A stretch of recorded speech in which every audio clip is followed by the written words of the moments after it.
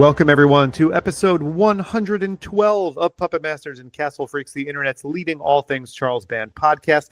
I am one of your hosts, Jared Hornbeck, and you better listen to this podcast or I'll rip your skin off. And I'm also coming to you right now from Brooklyn, New York. And, you know, I like to say something profound in each one of these shows.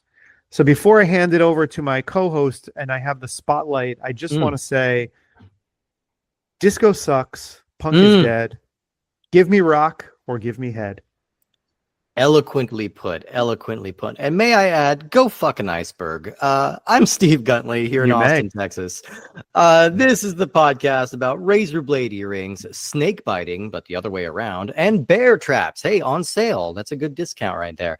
That's because this is the podcast about Savage Streets and Savage Island, two similarly titled but totally unrelated Linda Blair vehicles from her post-Exorcist wilderness period, let's say, her kind of wild and woolly exploitation era of I think Linda we Blair's need to career. put a fine point on that and say from her post-Exorcist 2 post-Exorcist wilderness 2, period. post roller, is it roller boogie, roller disco, roller boogie, yeah. roller boogie, yeah. That's not to be confused with Skate Town, USA. Totally different movie. Definitely not. Oh boy, do we have a lot to say about this movie. We are very happy to have our special guest here to help us say all these many things about this movies. Who's here with us today, Jared? So, you know, we have been establishing a really nice relationship with the horror publication Macabre Daily. So our guest today is Sean O'Connor. Sean is a contributor for Macabre Daily.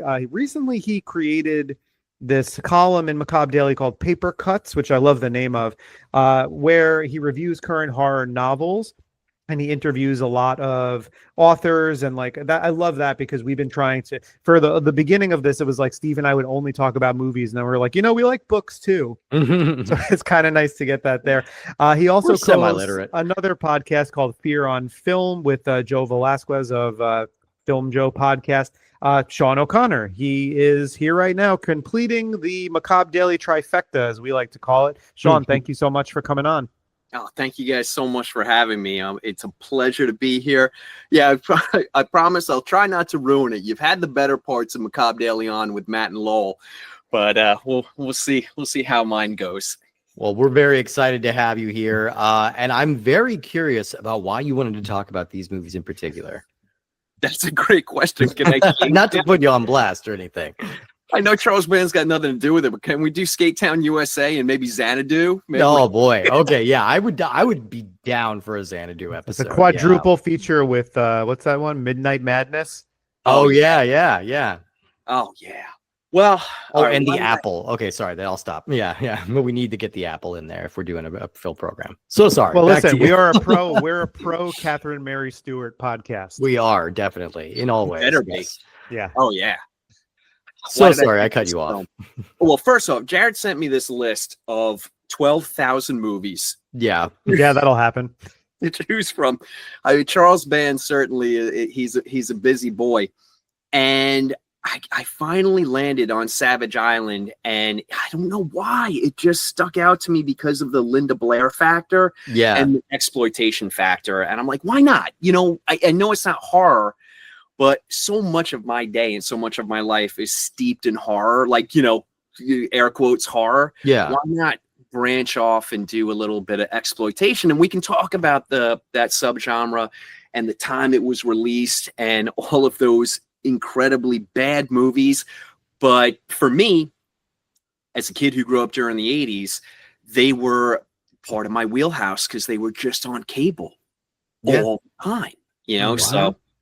Yeah, for better or worse, you're stuck with Savage Island. I mean, you know what, Sean? It's funny because, you know, not since we had former editor-in-chief of Fangoria and horror royalty Michael Gingold on our show to talk about two nudie flicks from the 70s that had nothing to do with horror. It was like the weirdest interview to have with Ging on here because it was just like, but I mean, he was really knowledgeable about that too. And I think that the Venn diagram of horror and exploitation, you know, that's a meaty center. between those two things. And we're hitting a couple of genres, like really, really kind of micro subgenres now at this point, but we're hitting a couple that we have not encountered on this show before. Specifically, the women in prison movement that was very, very big for like a little bit in the 70s and early 80s. Right. Very strange subgenre that I have a lot of thoughts on that we can get into it. But we're also getting into... Steve knows me. Steve knows I like my heat caged. You sure do. Yes, you like your big dolls in the house. I don't know. You like your jungles concrete. You certainly do. See, we did that well. Yes, and nailed it. No, but like this also gets into this other very, very strange trend, I guess, in the early 80s of just sort of like grabbing footage from random different junky European like garbage movies, stitching them together in the roughest possible way, adding like a little bit of a star element, and then kind of re-releasing it as a new movie. This was a thing that happened all the time. It never went well. It was never really intended to go well. I think it was intended to just like turn the slightest bit of profit on the cheapest possible movie they could make. But there's a lot to say about that as well. Well, it sounds, Steve, by the way, that you're sort of like prefacing the intro here, that it sounds like we're jumping into Savage Island first. And I wasn't really sure how we were going to go about doing this. Maybe, because I feel like this will be brief. Yeah, I feel like we can rip the Band-Aid off this one. And Savage Island is the one that actually has the stronger connection to the theme of our show. This is the one that is like produced by Charles Band. We had to throw Savage Streets in there because like, as we will get into it, this is not a movie. I don't think this legally meets the description of a movie. But let's talk about it. It's called Savage Island. It was released in September of 1985. It's directed by Nicholas Beardsley, which is a great pseudonym for our friend Ted Nicolau. It was written by Ted and Misha Tomsky and Gil Carretero. I'm sorry, Steve. I don't mean to cut you off already, but did you know that Nicholas Beardsley, he came up with that name, Ted Nicolau, because Beardsley was the name of his cat. I love that. That's awesome. Good for him. And this movie stars, in heavy air quotes, Linda Blair, Ajita Wilson, Anthony Steffen, Christina Lay, Leon Askin, Luciano Rossi, and the brilliant cinematic stylings of one Mr. Penn Jillette. Savage Island gives us the opportunity to talk about one of the absolute strangest trends in exploitation filmmaking, which is just kind of like, what do we even call this? Is this just like B-movie Frankensteining? It's just like big time. We're just kind of indiscriminately stitching stuff together. The word patchwork comes to mind. Yes, I think when you think about something like this. Amalgam is another word I think you could use. When pile of shit comes to mind. Hot fucking garbage. Well, think about it, guys. Think about it. This lands on Ted's lap from Charles, and he says, "Look, we've got Hotel Paradise from 1980, and we've got Escape from Hell from 1980. Mm-hmm. Cut this to ribbons. Reassemble it. We'll get Linda Blair." For probably, I don't even know how, maybe 2 days. Maybe. One day. I think it was one day.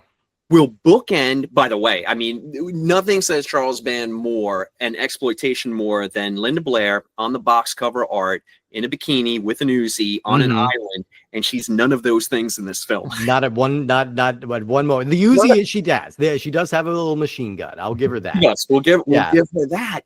But there's, Ted's like, all right, great, thanks. I guess I'll get to work editing this mess together. And to his credit, I will say that it's almost coherent, almost. He does a Herculean effort here. And we when we talked to Ted, like, his very first kind of turn as a director was for his segment in The Dungeon Master in 1984. And then this movie comes next, but he does not consider this part of his filmography. Like he was very clear. He's just like, no, that movie kind of doesn't count. Like I didn't really do anything. So Terror Vision comes out in 1986, and that's what he considers his actual like debut feature film. And I think that's a way better place to start. Oh, of course. Yeah. One question I have about the kind of amazing like Andy Sedaris-esque Savage Island poster. Very much. Are we sure that that's not just Demi Moore's body with Linda Blair's face that's a great point on it?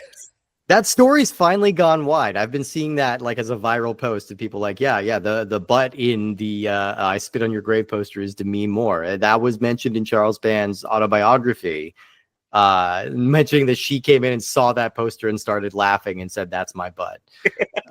Which, that's pretty fun. And I think that's been pretty much confirmed. Well, so not only does Ted himself like want to distance himself and disown this project, but we get a Robert Amonte production here, which is obviously a pseudonym for Charles Band, also removing his name from the project as well. These things are such a wild curiosity because this is, man, I was getting taken back, Steve, to not too long ago, however long, 6 months ago, 9 months ago, whenever it was that we watched Corona Zombies.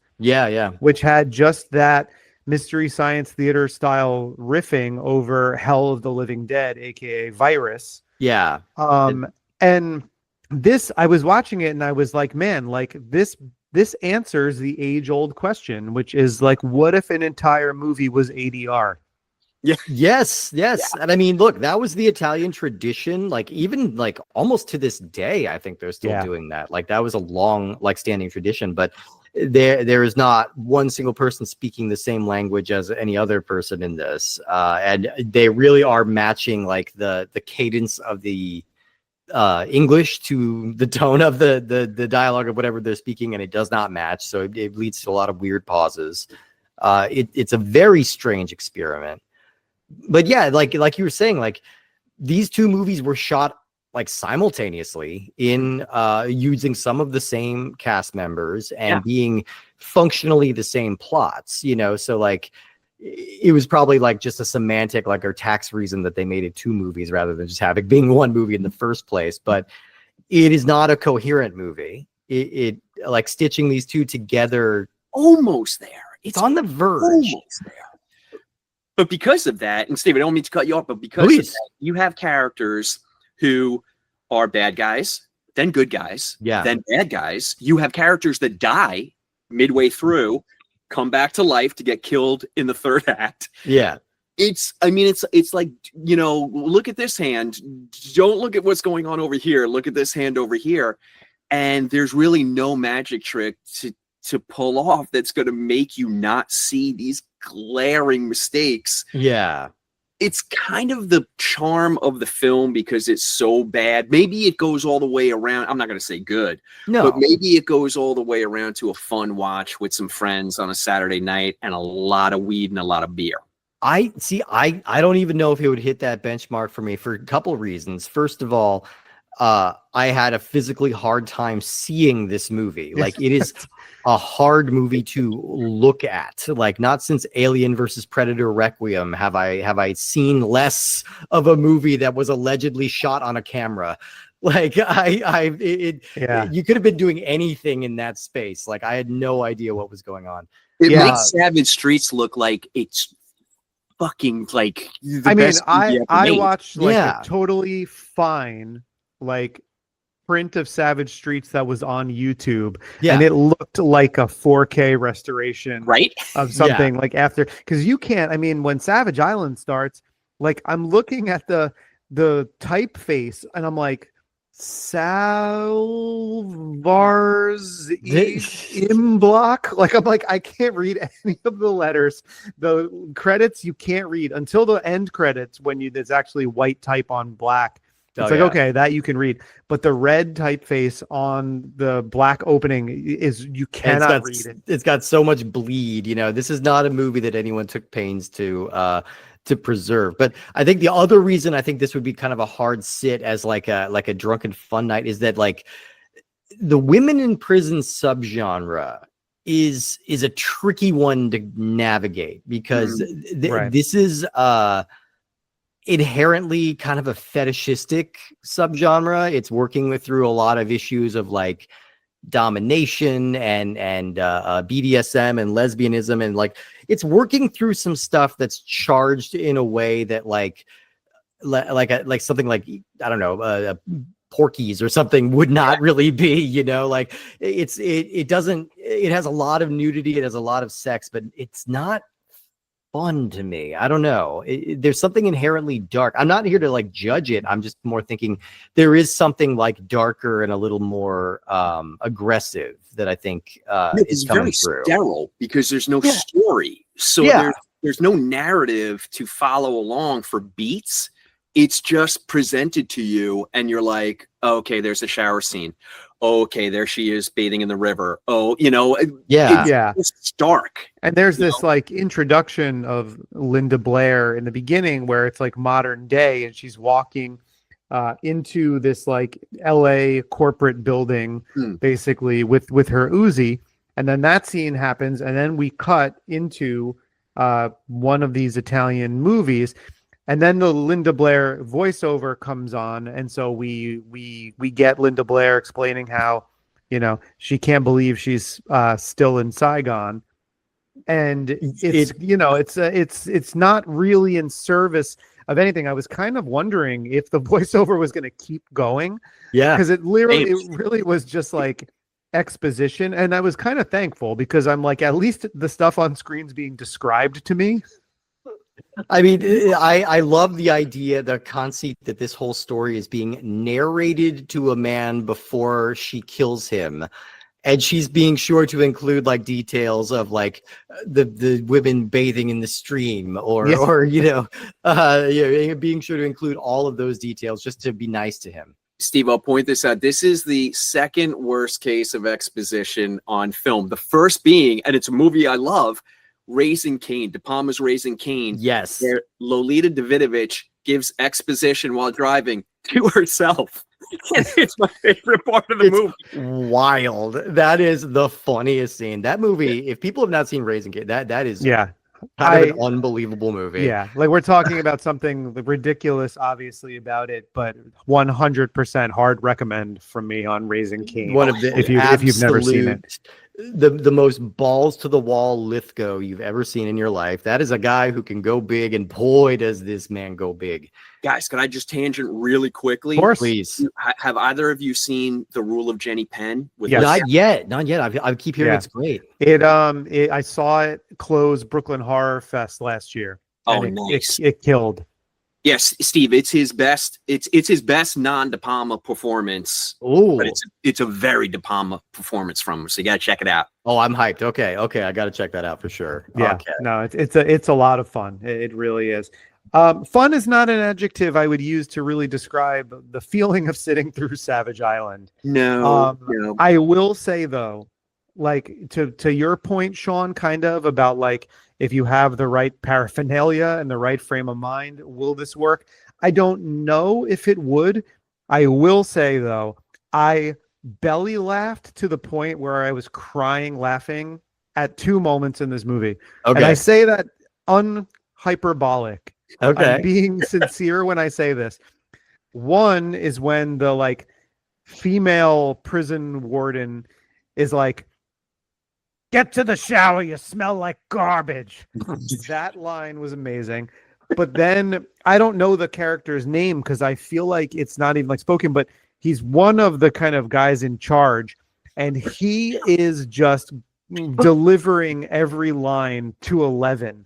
Oh, and I was laughing through his entire like monologue that he's giving, because he is trying to he's channeling like his inner Kirk Douglas for every single line. Yeah. But it's hilarious because it's not the actor. It's whoever it's dubbed the voice. Yeah, voice actor. The guy's temperament on screen is so calm. He's basically, his mouth is moving the way that I'm talking right now. But the voice is saying, "And all of you bitches are gonna work every day until you die." Like, are we sure it wasn't Kirk Douglas? Like, we don't know what he was up to. He might have taken a day gig, Well, why not? I mean, this is a really fascinating subgenre of movies. Like, I think probably the popular resurgence of it was like probably Caged Heat, would we say, the Jonathan Demme movie. Let me ask you both a question, because this is the baffling part for me. And again, listeners, I had hundreds of movies to choose from. Don't know what happened. There were so many good choices. But look, at least we can get Savage Island off the chart now. Which we love. Yeah, I but feel no good. stone unturned. Yeah. But I got Charlie, we love you. Ted, we love you. No disrespect to you guys. I think you would be the first to admit that this is not exactly a project you look back on fondly. Yeah. But this is the baffling point that it's 1985. At this moment in time, you've got the movies like Vice Squad, Angel. I mean, movies we're going to talk about, Savage Streets, movies we're just about to get into. It's a completely different subgenre. You know, it's really weird. Other than, hey, look, we have these films already in the can. Let's cobble something together. Yeah. Because that women in prison moment, it was over. It was done. Now about street justice, you know? Well, and this like sort of retrofit, like grindhouse aesthetic was pretty dead by 85 too. You know, by 85, we are firmly in the 80s. Like the 80s aesthetic has taken hold, you know. We've got those blues, you know, we've got that color palette of blues, reds, and greens, and the streets are always wet and the neon's reflecting off of it. And I love that time period, by the way. Yeah. What we're seeing now in this grainy grindhouse Frankenstein together movie is, to your point, Steve, it's so dead at this point. This freaking Crimes of Passion was out at this point. Movies didn't look like that anymore. Right? No, this is we're in the Spielberg era. We're in the Zemeckis era. Like movies are looking slick as hell right now. Things are more commercial. Things are like this kind of grimy, like, you know, like early 80s Times Square kind of shit. You know, it's like you're not there's not really a market for it anymore. Even those theaters are starting to disappear. They are. Yeah. It's becoming far more commercialized. Yeah. So it's an interesting little footnote of a movie, but it does also give us a chance to talk about another subgenre of teen revenge, youth in trouble parables that are also hyper-violent revenge fantasies. This is a very specific subgenre, but I think it all works. Yeah. The movie is called Savage Streets. It was released June 9th, 1984. It's directed by Jared's boy, Danny Steinman, and it's written by Steinman and Norman Yonemoto. It stars Linda Blair, John Vernon, Sal Lindy, Robert Dreyer, Johnny Venkauer, Lisa Freeman, Louisa Leschin, Marcia Carr, and baby Linnea Quigley. First things first, this is not a Charles Band movie. It's not really related to the subject of our show, but it's our show and we can branch out if we want to. Exactly. We beg all of you, like, don't stop listening now. Like, don't keep give up listening to the episode, because I swear, like, the actual good stuff in the episode you're gonna is going to like come now. Like, I think I did have a weird anxiety about this. Same with like my other show, Cinema Arcade. Like I feel like if I step outside the lines, like somehow I'm going to be punished for it. I'm like, no, I don't think anybody's going to mind. We're not wildly off topic here. No, we're not. And there is the connective tissue of Linda Blair. And also, like, this, you know, we sometimes like to flex our muscles a little bit about the kind of esoteric and obscure stuff that we can kind of pull out of thin air sometimes. Like, we don't want to beat people over the head with like tangential references to things, but we do talk about a lot of other films within our conversations of these films. And I think it's become pretty clear that, like, when it comes to a certain kind of horror or exploitation movie, like Steve and myself have a pretty strong baseline of knowledge, like some of us stronger in other subgenres. Yeah. But I'm just going to say right now, like, this is Marge's time to shine, because this is, for me, like one of my favorite types of subgenres. Okay. Like, because we're talking before, I mean, we're looking at two Eduardo Malargia, I think that's how you say his name, movies, both from 1980, Frankenstein into this thing that was shot, you know, in 1985, but was shot so quickly and so cheaply that it doesn't resemble a Hollywood movie of 1985. No. But we're getting into the kind of exploitation type movie that I, as a rule, genuinely love. And it could be this kind of like teens on the streets, street justice, a revenge movie. Doesn't have to be a rape revenge movie. Not always my favorite like plot device, but something like that where we now get into the movies of Larry Cohen and the movies of Right. Bill Lustig Yeah, and people yeah. like that, the filmmakers that who I really love. And I feel like you take the movie out of like the wilderness and out of the jungle, which is why stuff like Cannibal Holocaust and City of the Living Dead and Cannibal Ferox and those movies are not my favorite. No. You set a movie in one of three places: New York, LA, Chicago. That's Yeah. all I will accept. Perfect. Maybe Detroit. I'll allow Detroit. But Okay. like set it in those places. But particularly if it's the 80s, I want it in New York or I want it in LA. Yeah, Because the yeah. aesthetics I of would those two heavily put places. LA. Yeah. Oh, yeah. I love those. When you're filming along the, the washout, those bridges along the washout. Yeah, yeah. That in this movie, it's so funny. 85, we've got Return of the Living Dead, and it's supposed to take place. God, forgive me, guys, I can't remember. Somewhere in the Midwest, and it's so downtown LA. Yeah. Oh, yeah. Absolutely. Yeah. You can really tell. Just like I can spot like Vancouver now, like anytime, just because, like, I know that area. Did you spot it when Jason took it? I did. Yeah, yeah. He was way off. I think Bugs Bunny gave him like a faulty map or something. He wound up took a left turn at Albuquerque. Yeah, yeah. That ferry really took him through Albuquerque. No, but I think this is definitely a subgenre that you have a stronger taste for than I do. I always kind of struggle with it. I think this one in particular is a rape revenge movie. I think you can say safely, and that's never one that I can sit with very easily. I get too squeamish and I just kind of can't do it. This one I found largely pretty boring, but it does give us an interesting opportunity to talk about Linda Blair. I do want to ask you, Sean, like, what was your experience with this movie? Have you seen this one before? I definitely saw it before. This was also another cable mainstay, and it was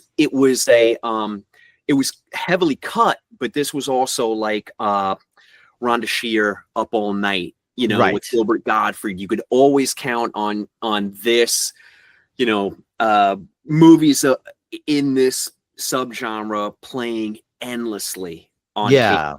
Mm-hmm.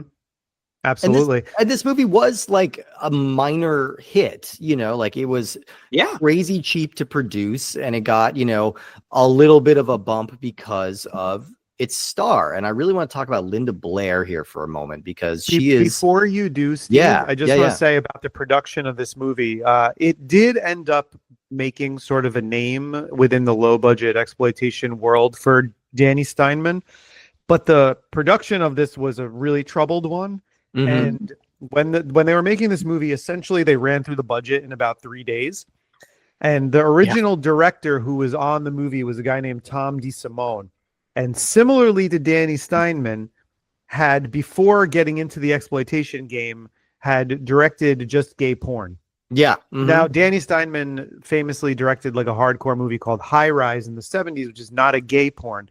No. Tom DeSimone did direct a bunch of gay porn, but then he worked with Linda Blair on Hell Night, which is a movie I like quite a bit. Love that movie. Yeah. So he came for that one. He also directed The Concrete Jungle, which we've referenced already on the show. And then he directed Savage Streets, and then he directed a really funny, really stupid Judy Landers, Ray Sharkey slasher movie called Hellhole. If you ever get a chance to watch, makes kind of a good double feature with the Barbie. Is it Barbie Benton in X-Ray, otherwise known as Hospital Massacre? If you need to know anything about this movie, just remember it is a Ray Sharkey vehicle. Yeah, so that should tell you everything you need. Garrett, I'm going to tag one more on there. Make it a triple feature. Michael Ironside in Visiting Hours. Oh, okay, that's a good one. Visiting Hours is good too. Yeah, it's funny. Visiting Hours is always stuck in my craw because on 2 separate occasions at trivia, during a repeated question, which they don't do often, but if you go for long enough, questions sometimes repeat. Twice I got wrong that Lee Grant is in that movie. Oh yeah. I would have gotten it wrong too. Don't worry. Sticks in my craw. But no, by all means, Steve, this gives us a nice opportunity to talk about Linda Blair. So let's talk about her a little bit. Now, kind of on the horror Mount Rushmore, if you're talking about successful, influential horror films, like The Exorcist is kind of a standalone phenomenon. Like, no, at its time, it was the highest grossing movie of all time. It was nominated for Oscars when horror movies were not being acknowledged for Oscars. It was really in the cultural conversation in this huge way, and remains this kind of famously cursed production and this really charged movie. Like the Exorcist, I know I'm like, preaching to the choir, but like it really is just a remarkable movie, truly one of a kind. And a lot of that has to do with the performance of Linda Blair, who was 13 years old when she played the character of Reagan. She was very, very young and was being put through a real gauntlet with this movie physically was very hard for her. Like the subject matter was kind of, she says thankfully that she didn't really understand a lot of what was being talked about and a lot of the things that they were going with. But it leaves a toll, when you're dealing with things that are this intense, when you're dealing with a guy as intense as William Friedkin was, it takes a toll on you. This is me just kind of setting up where Linda Blair was at. By the time like the late 70s comes around, she's starting to become like a young adult, and she returns to The Exorcist 2. And that movie is lambasted so hard. It is such a toxic failure that it kind of sends Linda Blair spiraling. I think her career takes this really kind of strange turn, and her life becomes very troubled for a good period here. She's talked very openly about her struggles with drugs during this time, with depression, mental illness. Understandable for a person who was getting death threats from weird Catholic wackos when she was a teenager, like you understand where she's at. But Hollywood did her dirty too. Absolutely. It really did. It's a really horrible case, and it's one of a million cases of like child actors just being horribly mistreated. But and not just child actors too, but also like a teenage and then into a older teen, young adult female. Like she became sort of like a punching bag and a punchline. And I think that was probably like by design. I think it had this been, if we were talking about Leif Garrett right now, I don't think the backlash to any of his films or any like his problems with addiction and stuff like that would be sort of highlighted the way that they are. I think she's really like unfairly maligned. Like, okay, like she gives a very good adolescent performance or young teenage performance in The Exorcist, which I get can be difficult. Like, a lot of times child actors aren't good. That's why when you watch something like Henry Thomas's audition from E.T. or something, you go, oh, wow, like that kid has something. And occasionally someone really does like break out. But really, I think as she became sort of a more mature actor, maybe she's not the most versatile actor in the world with like the most range, but she was a target. Yeah. Well, and it was also, she was in this phase of like, that a lot of child stars face, especially young women who are kind of pressured to enter the industry as adults, like that. She has to shed her child star image by doing like sexy, violent, like dangerous kind of stuff, right? The other end of the spectrum. Yeah. Like the movie Roller Boogie came out a little after Exorcist 2, and it was, it didn't like set the world on fire, but it was a modest hit, and it was kind of like, oh, look, Linda Blair's grown up and she's cute, like what? Let's play off of this. So she really embraced this kind of like sex symbol era. She appeared in Playboy, and she was kind of starting to pop up in more and more risque parts in movies like this, so that's kind of where we're at in 1984 with Linda Blair's career at this point. And I think a lot of critics really sort of considered this like the low ebb for her. She was again picked on a lot. She won the Razzie for this movie, like, which I don't think is totally fair. I'm not saying she's fuck perfectly... the Razzies anyway. Yeah. I'm kind of like, we're really punching down, and the Razzies have been wrong about so much. But yeah, like this is just kind of where she's at in her career when she takes up this movie. It's this very sleazy kind of youth in peril parable about this female street gang leader who targets and tortures rapists. Fun, in theory. I think it takes too long to get to the fireworks factory in that one, but it's definitely of this kind of post-Death Wish ilk, of Can I really say, nasty. Steve, Yeah. why that is that it takes too long to get there? Why is that? But this is a heavily edited movie. Yeah. Oh, yeah. This I'm was sure. a movie that we saw, the version that's available, unless you buy like foreign versions of the DVD and Blu-ray. It's not just available in like a region A Okay. version. There was 12 or 13 minutes edited from this movie. The 12 or 13 minutes is the majority of the exploitation. Like, Yeah. so it's a pretty heavily sanitized version. And I think that's another reason why when you watch the movie in the presentation that you can get it for free, and it's not the uncut version, there seems to be weird tonal anomalies and stuff too, where you're spending a lot of time in hallways, you're spending a lot of time in classrooms. Yeah. And, Yeah. like, not very exploitative stuff is happening because there's a lot of stuff that happens in service of the story that also happens to include some of the like more hardcore nudity. Now, Danny Steinman is someone who I guess Steve called him my boy. That He's your made me laugh. boy. He's your boy. I love talking about Friday the 13th, A New Beginning. Yes. It is, in my opinion, one of the stupidest movies ever made. But I love it for that reason. Like, that's a movie that I sometimes show to friends who've never seen it, and you can just laugh at the idea that they thought anything that they were doing in that movie would fly in terms of telling a story that's cohesive or makes any sense. And there's so many like fun continuity errors. I don't dislike it. Like, and I make fun of it. And people sometimes have said to me like, oh, you probably just don't really like that one because it doesn't have Jason. I don't give a fuck that Jason is not in the movie.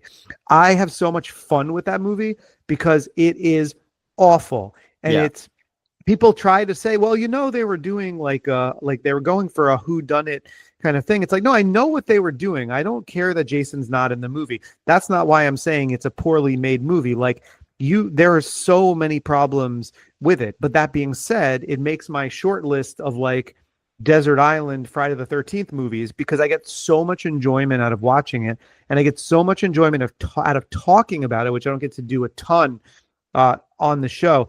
Danny Steinman, though, he seemed to be the kind of guy, because he had that background in adult films. Yeah. He seemed to be a little too kind of like, how should I say this? Like unflinching and uncaring and not particularly empathetic towards like the needs of actors. I mean, I will say this, the actual rape scene of Linnea Quigley, there's a lot cut from it. Apparently he wanted to go way more graphic, and it got an X initially. Yeah. Did it really? But even from where the X cut was, he wanted to go even further.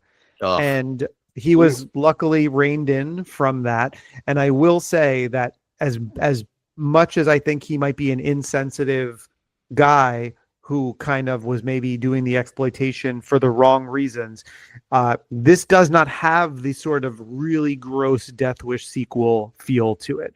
Like, no. Death Wish 2 and 3, it's almost like Charles Bronson's daughter, and then in Death Wish 3, it's Marina Sirtis, who's thrown in for no other reason other than to get like brutally assaulted and for the whole thing to be on film, which you can tell Michael Winner just enjoyed torturing female cast members.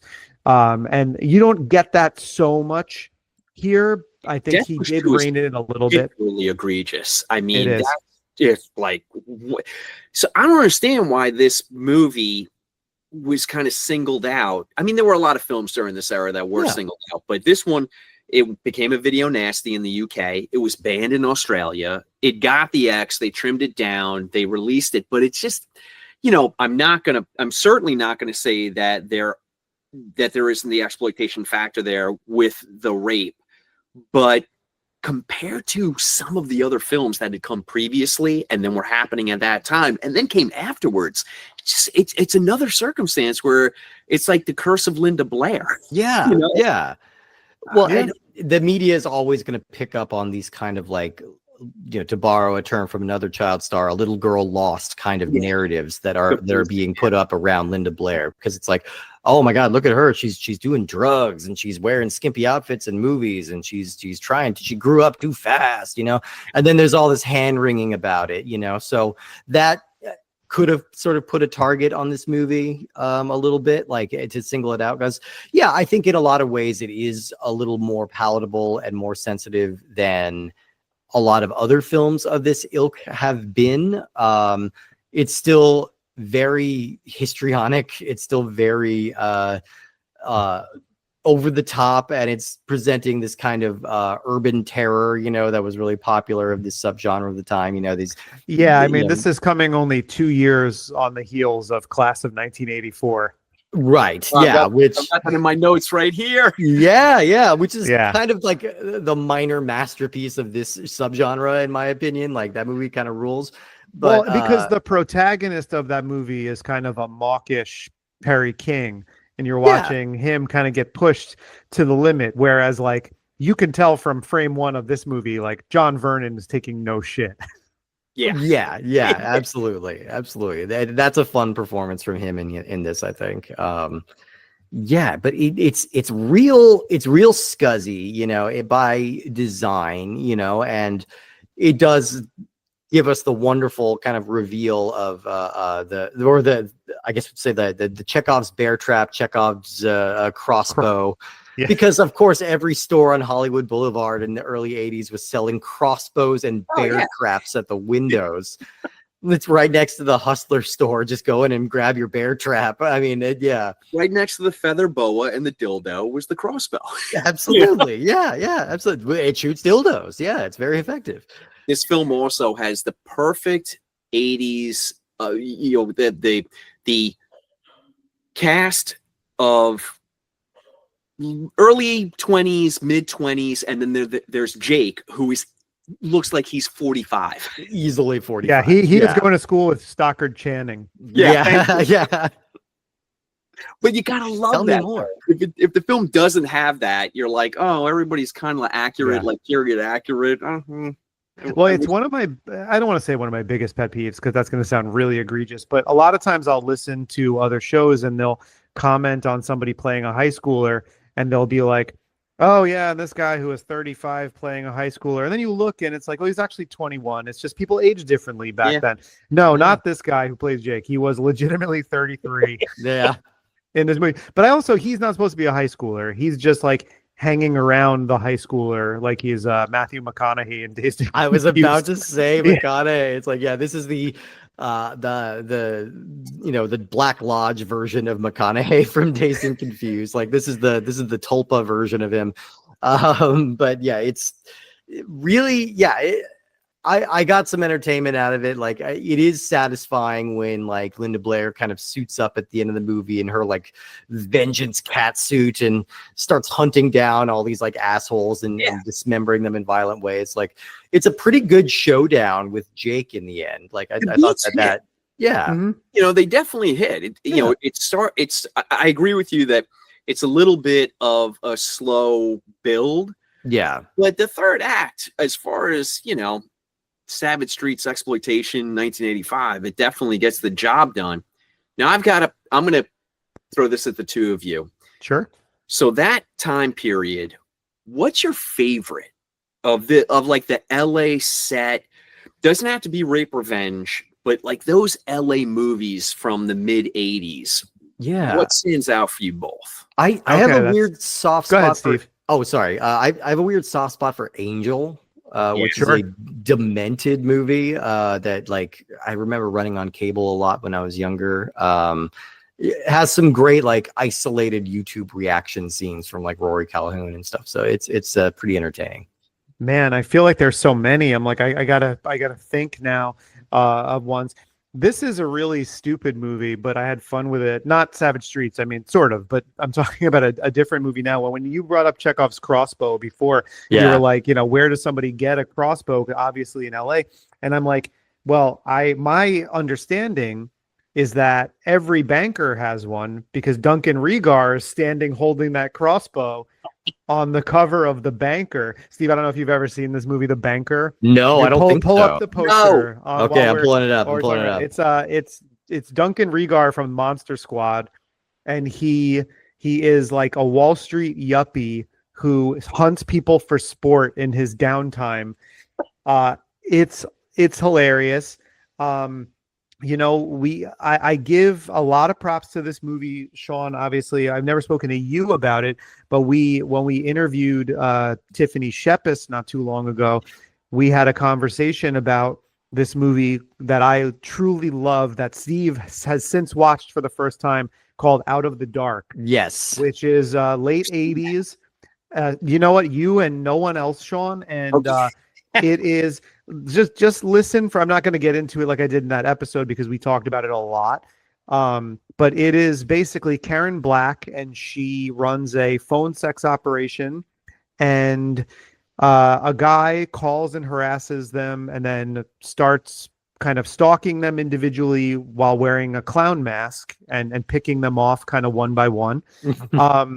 It is sort of like a slasher plus a Skinamax movie plus an erotic thriller plus just kind of like a police procedural thriller plus a black comedy and a campy movie all thrown into a blender. It's a De Palma movie. It's basically a De Palma. It has a lot of De Palma, and it's also shot really well. But it's got Bud Cort, Paul Bartel, Divine, Lainey Kazan, Tab Hunter, all of these people. I mean, it is just a murderer's row of B actors in this movie. Definitely check it out because it's a great LA 80s sleaze. For sure. And then I also iconic bit by Tracy Walter in that too. And Tracy Walter as the world's and least Jeffrey likable. Lewis. Yeah. As just the world's least likable detective, the biggest asshole detective in the world since outside of Butcher Baker Nightmare Maker, like just the biggest fucking asshole. Oh yeah, Bo Svensson's detective in that movie. Super homophobic detective. That movie keeps coming up a lot, like on this podcast. So that's amazing. And then I like really dumb stuff like like the Leif Garrett movie Party Line. Nice. Oh fuck. Nice. Yeah. I like that. And honestly, if you're talking about just like sleek LA stuff, I really like William Friedkin's To Live and Die in LA. Come on. I mean, a movie I still have not seen. I gotta watch it. Steve. It's a big gap. I know. All right. That's a big one. And then Phantom of the Paradise are kind of the two that I really need to finally knock off the list. I have not done either of them. I'm going to suggest hold off on Phantom of the Paradise because you're going to be able to catch that probably a 35 millimeter print eventually. It comes around. Okay. Same with To Live and Die in LA. Personally, I'll just go hard all day for Vice Squad. I love Vice Squad. Okay. Vice Squad's great. I forgot about that one. Does Wings Hauser, yeah. Oh yeah, R.I.P. Just scared the shit out of me as a kid. Because he's unhinged. I don't know if he's unhinged in real life, but in that film, I think so. I think he was a bit of a wild man. Yeah, probably pretty safe to go there, but he brings it in that film, and it's got one of the best endings. I love that film, and it's just right there at that time period where, much like 42nd Street, New York City, 42nd Street, all those theaters, the Grindhouse theaters that had that quality to it where it was almost visceral. You could see it on screen. You could like smell it and feel it. I mean, I love it because I grew up around that. Like I grew up going to theater, being taken to theaters, around the time that Times Square was changing from, I mean, not that there weren't porn theaters, there were, but there was also more mainstream movies too. But like when I was a little kid in the 80s in New York City walking around, it was very much, what you see in a lot of those 80s exploitation, particularly like I feel like Larry Cohen and Bill Lustig were very rooted primarily in New York at that time. I want to give it up for one person we didn't mention yet who has a really interesting career kind of tangentially tied to other things that I love, and that's the actress Lisa Freeman, who plays Francine, the friend who is pregnant and about to get married and gets thrown unceremoniously off a bridge. you might remember her from, I sound like Troy McClure for a second. Mm. You might remember her from, she might have one or two lines of dialogue, but in both Back to the Future and Back to the Future 2, she plays Lorraine Bates's best friend, who's kind of by her side, and Calvin Klein is such a dream, like in those scenes. But she also plays the put upon nurse in the beginning of Friday the 13th, the final chapter, the one who has just had enough of Axel and his and I'm just like, you know what? Good for Lisa Freeman, because I love these movies, and you know what? She's not somebody maybe that anyone's devoting too much podcast space to talking about, but she's and I feel like she's generally good in this movie. Like I think she does kind of drum up the pathos, like you can telegraph a mile away once the detail is dropped that she is expecting and wants to get out of the town and get married. You're like, oh, that lady's getting thrown off a bridge. Oh yeah, it's like the guy in the foxhole who's like, let me show you a picture of my best gal. Yeah. And yeah, shout out to Lisa Freeman. She retired from acting completely in the 80s or the mid 90s, and is now a successful young adult author. So she's nice. a whole new thing. Yeah, and she's doing really well. So yeah, she kicks ass. I think she's great. And I like a lot of the actors in this movie. I like a lot of the stuff that was going into it. I can't say I vibed with the movie particularly. I can say I would rather watch this 500 more times than Savage Island one more time. Agreed. I'll give it that. Yeah, it passes that test. But like most things pass that test. I will say that I hated that. I mean, I really had a rough time with that movie. I fucking hated it. That's what we spent about 10 sorry. minutes on, and then moved on. Like, no, I'm glad. All right, well, we've done our due diligence. I'm glad we addressed it. It's just definitely it's one of those. That's just one of those subgenres that really makes me feel kind of like. We already did Trancers. So yeah, it's true. Oh, well, you know what we didn't talk about? We talked about Savage Island. Now that you bring up Trancers, is that the two guys, Mark Ryder and Phil Davis, who went and scored the Savage Island movie, just took used stock cues from Trancers and recut them into it's like just the Trancers music over the interstitials and over the Italian movies at one point, which was a really weird juxtaposition, because you're getting this like completely synth music over images where people still look very 70s. Yeah. And so it just feels, this is I look at Savage Island like it's a morbid curiosity. Yeah. Was it a Wizard video release? Oh, I'm glad you asked, Steve, because I do know the answer to that. Oh, so good. One of the movies, which the Italian title is Femmine Infernale from 1980, was released on Wizard Video in its uncut version under the name Escape. So there's a Wizard video called Escape, which is just one of these two movies that's used in Savage Island, but the uncut version of the movie. Mm-hmm. So that's just kind of just throwing another log in the fire of it's like, so then there's another kind of bastardized version of this that there's some money to be made off of by redistributing it again, which we run into occasionally where we question the business practices of, does something need to necessarily be released again in another format? Wizard Video, God love it. It has some of the most fascinating little weirdo gems that we found on it is the epitome of like okay, we're behind on the electricity bill. Let's release something for $50 and just like make a few bucks off of like a curiosity rental. Like these are real tossed off movies. And I think, Charlie Band was working on a lot more ambitious projects with Empire at this time. He was, and Ted Nicolau was working on more ambitious stuff at this time. This just kind of reeks of a quick paycheck. Yeah, and those Wizard videos, they had those, big, really identifiable boxes also. And shout out to, return guest, multiple time guest Jed Shepard, because there's a lot of them and he has almost all of them. Oh, hell yeah. You were saying, Sean? I'm going to throw out that Matarosco probably has a good amount as well. This is a silver lining, and it's like so stretching that it's taffy thin.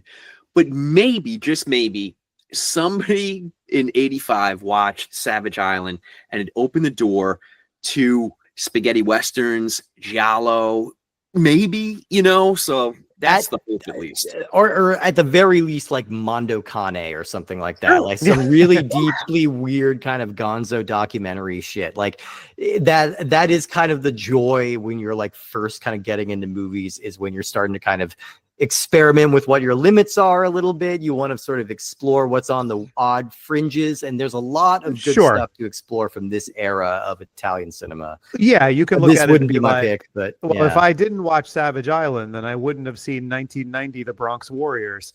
There you go. Or best case scenario, you discover Lucio Fulci's Zombie or something, or just Lucio Fulci in general. Like that's kind of that's a good entry point to that world. Worst case scenario, you discover Bruno Mattei. Yeah, there you go. I was gonna throw him or Jess Franco under the bus for that, but yeah. Well, you just said Jess Franco, and that did make me think of something. Well, yeah, ooh. That's not someone I want to be haunted by. But one thing I feel like is actually kind of important we didn't bring up in talking about Savage Island is the actress Ajita Wilson. Yeah.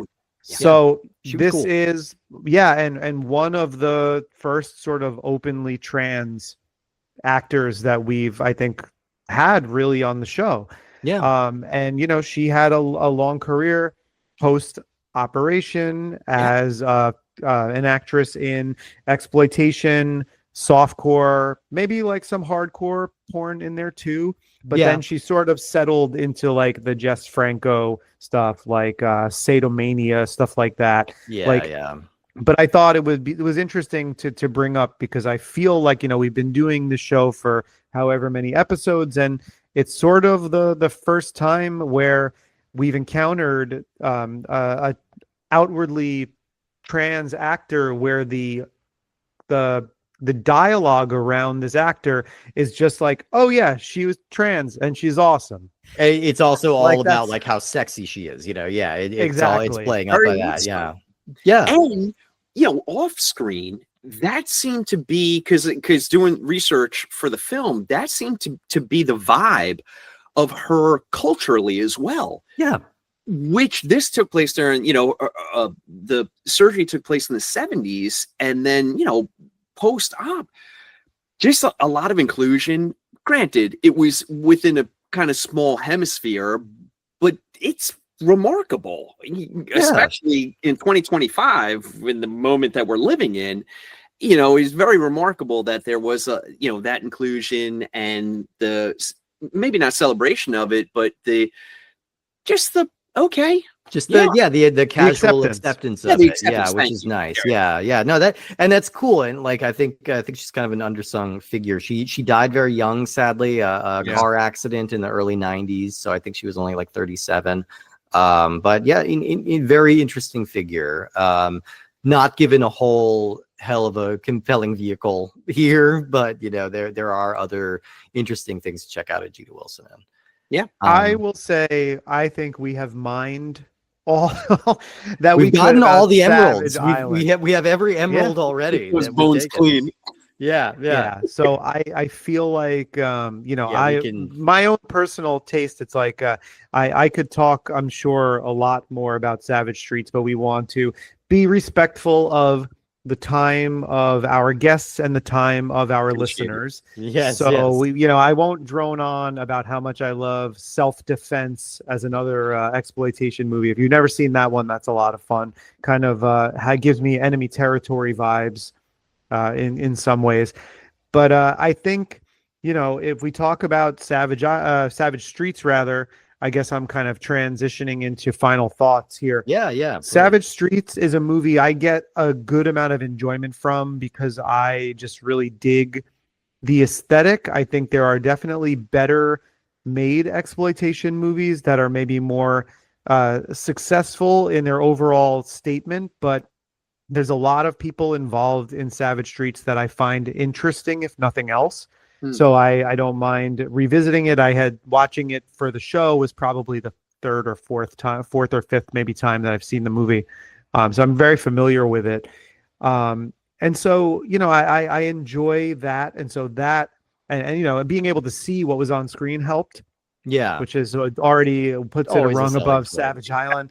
And then you look at something like Savage Island and you're like, okay, I can sort of understand the intention behind trying to cobble together a couple things, make something vaguely coherent and get it out there. I mean, Roger Corman did that with 2 Japanese movies and made Shogun Assassin, Yeah. which works very well. And so it can be done. Slightly better filmmaker, I will say. That's a hot take, Steve. If anyone takes anything away from this episode, it's that Shogun Assassin is slightly better than Savage Island. You come here for the hot takes, you punk ass. Yeah, that's my new character. Yeah, he's real cool. But I'm not going to say I loved either of these movies, but Silver Lining, it got Sean O'Connor on our show, which was a goddamn delight. It was so great having you on. Thank you so much for bringing these here and for going through this little adventure with us into the darkest jungles of exploitation cinema, let's say. Greatly appreciate you guys having me on. Savage Island, it is what it is. Like I said, you can check it off your list now. It's done and dusted. Yeah. Savage Streets just brings me back to a great time in my life where it was all about film exploration. You were seeing stuff on cable, you were trying out different subgenres, and you just seeing what resonated, and it's just fun. Fun as hell. It absolutely is. Yeah. It's a very specific time that is really captured very very well here, which is that was a cool little trip back. Thank you so much for having me on, guys. Well, where can people find all of your stuff? Well, Jared said at the beginning of the episode, I contribute to Macabre Daily. I head up the Paper Cuts column, which is just all about supporting horror literature. Great interviews with some of the rising stars in horror. 2025 got a lot of great interviews lined up. So I'll sit on that for now. I don't want to spoil anything, but any bookstore that you go to, you're bound to see a person that's going to be on Macabre Daily that we're going to interview and review. Wonderful. And then I've got Fear on Film with Joe Velasquez. We just launched that. It's a monthly podcast. We do current horror movies, and then the back half of those episodes are the 70s Freaktacular, where we just dig into a crazy movie from the 70s. So, hell yeah. No shortage of those. No, not at all. Yeah, and if you check out any of Sean's writing on Macabre Daily or any of the other endeavors that he just describes to you, you will find something to enjoy. If you enjoy the program that we bring to you week after week, the best way to show us is by jumping onto Apple Podcasts or Spotify, leaving us a 5-star rating. If you want to write a review also, we love that. You can reach out to us directly via email, puppetmasterscastlefreaks@gmail.com. If you want to keep up with the show, Instagram is probably the best way to be the most current with what we have going on. You can follow the show at puppetmasters_castlefreaks. You can also follow me at _Giallo_Jared or Steve at Minotaur Matador. We like also getting Spotify comments. We know Spotify is a large portion of our listeners. So if you want to ever just give us some direct feedback right away for something that you heard, or correct something we said, or offer some more insight, we take criticism, both constructive or otherwise. So jump on there and do that as well. And we will eventually have more stuff on our, we do Threads and Blue Sky as well. If you search the show, our YouTube will maybe at some point get beefed up a little bit from just the audio files, but it's hard because doing a show is a lot of work. Doing 2 shows is a lot of work. Steve, what other show have you got going on that you want to promote? Well, I've got another show called Cinemarcade. That is cinema and arcade mashed together. That is what we do. We are watching movies and then playing the video games based off of them. We have a lot of fun stuff coming out around this time. B movie, both Predators, the first 2 Predators, Billy Zane's The Phantom, Muppet Treasure Island. That's coming up this week. That's going to be a lot of fun. So And if you just want to zoom in on the horror episodes, we got a ton of those as well, including a couple that Jared have been on, Nightmare on Elm Street, Puppet Mastered the Game. We got The Thing. We got the whole Aliens quadrilogy. We got a ton of good shit on there. So definitely check that out. And be sure to come check us out next week as well, because we have another wild and crazy movie. This time we're going guestless. It's just Jared and I talking about a movie called Ravenwolf Towers, a deeply, deeply strange re-edited TV series from a re-edited web series, I should say, from 2016. An odd movie. We're going to get into it. A movie we've been curious about for a while. And that I'm word still... movie is drenched in air quotes. I can't wait to listen to this. Are you familiar with this one? No, it sounds insane. It's nuts. Yeah, it's deeply nuts. It is the truly strange movie. So yeah, definitely check that one out next week. Come on back, check in to the Ravenwolf Towers. Oh yeah. Well, thank you again to everybody who listens to the show. If this was your first time listening, you might have turned it off, honestly, by this point, based on not a great entry point. But if you're still here and it was your first time listening, thank you very much. We hope to see you every single week. If you've been listening from day one or listen every week, thank you so much for supporting the show. Thank you again to Sean O'Connor for coming on here and having this delightful conversation with us. And we will see you next week for Ravenwolf Towers. You bitch.